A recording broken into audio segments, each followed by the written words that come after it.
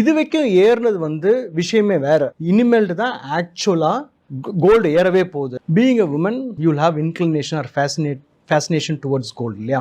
உங்களை பொறுத்த வரைக்கும் இந்த லெவல் அதிகமாக இருக்கா இல்லை கம்மியாக இருக்குன்னு நீங்கள் நினைக்கிறீங்களா? அதிகமாக இருக்க மாதிரி தான் சரி இருக்கு. ஓகே, நான் ஒரு ஃபேக்டை இப்போ சொல்ல போகிறேன். இங்கேருந்து அடுத்த 10 to 12 இயர்ஸில் கோல்டு இங்கேருந்து 10 மடங்கு ஏறப்போகுது.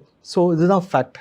ஃபார் எக்ஸாம்பிள் சொல்லணும்னா, கொஞ்சம் பின்னாடி போய் ரீமைண்ட் பண்ணி பார்த்தோம்னா 2009-10 கோல்டோட rate was around 800 to 900 rupees per gram. கரெக்டாக? இன்னைக்கு 10 times மேலே வந்துருச்சு. இது வரைக்கும் ஏறினது வந்து விஷயமே வேற. இனிமேல்ட்டு தான் ஆக்சுவலாக கோல்டு ஏறவே போகுது.